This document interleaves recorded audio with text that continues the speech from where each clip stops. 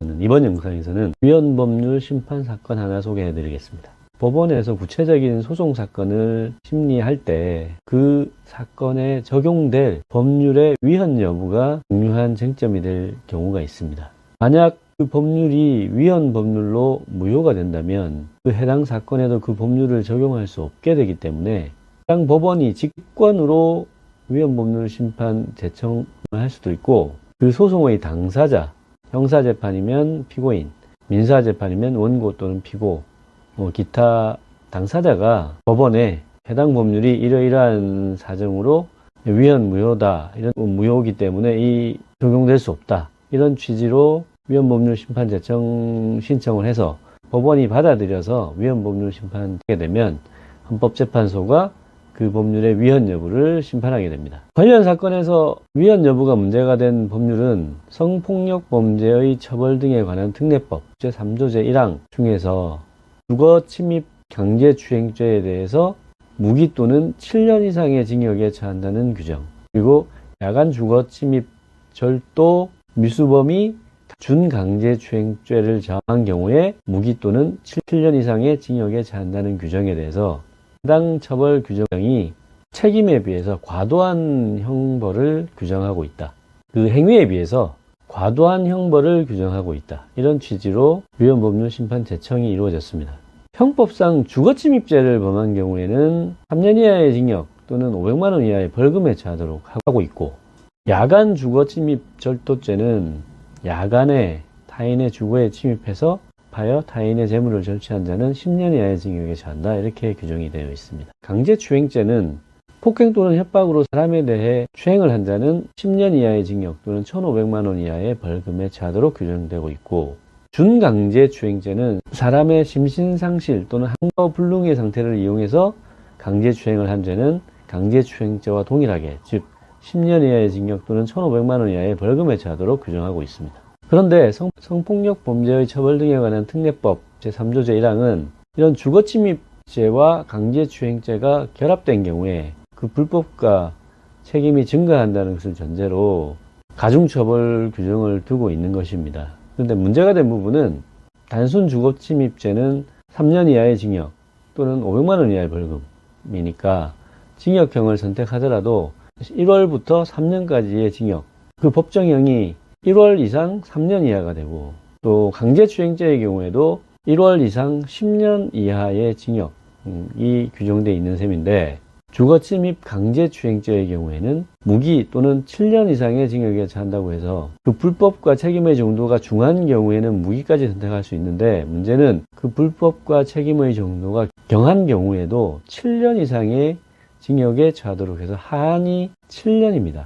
자, 우리가 법률상 감경과 재판상 감경에 대해서 한번 말씀을 드렸었는데, 법률상 감경 사유로 규정되어 있는 사유, 예를 들면 자수나 미수, 중지미수, 심신미약, 기타 법률 자체에 법정형을 감경할 수 있도록 규정되어 있는 경우, 그리고 법률상 감경의 규정이 없더라도 당해 재판의 담당 판사가 모든 양형 조건을 참작해서 재판상 감경을 할 수 있는 사유, 그러니까 장량감경이라고 합니다.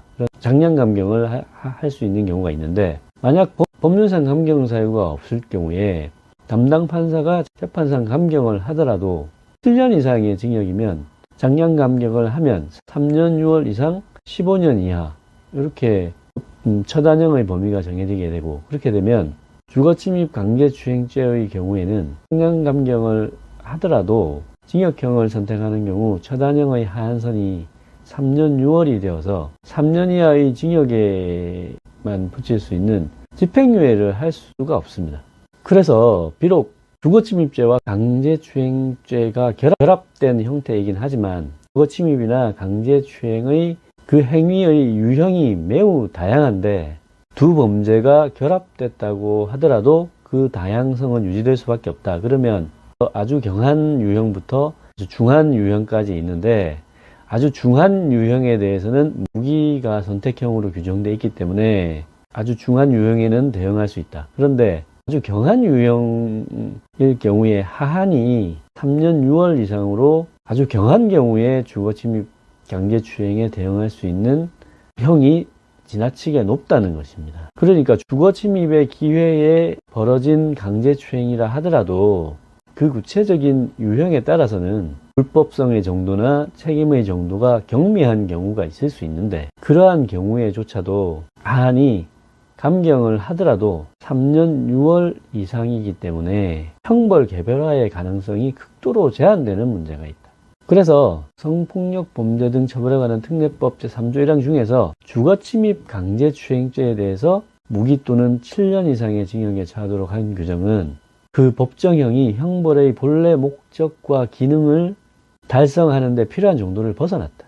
또 각 행위의 개별성에 비추어서 그 책임에 알맞은 형을 선고할 수 없을 정도로 과중하다. 그래서 결국 책임과 형벌 간의 비례 원칙에 위반되어 위헌무효다. 이렇게 헌법재판소의 심판이 이루어진 것입니다. 그런데 해당 규정은 2020년에 개정 전에는 주거침입 강제추행죄에 대해서 무기 또는 5년 이상의 징역에 처하도록 규정이 되어 있었습니다. 그래서 5년 이상의 유기징역이면 재판상 감경 사유가 있을 경우 처단형의 한이 2년 6월이 되니까 개별적인 행위별로 그 불법이나 책임의 정도가 아주 작은 경우에는 집행유예 선고도 가능했었는데 7년 이상의 징역으로 개정되면서 또는 재판상 감경 사유가 있어도 집행유예를 선고할 수 없을 정도의 하한이 규정돼 버린 것입니다. 야간 주거침입 절도 준강제추행, 그러니까 야간 주거침입의 기회에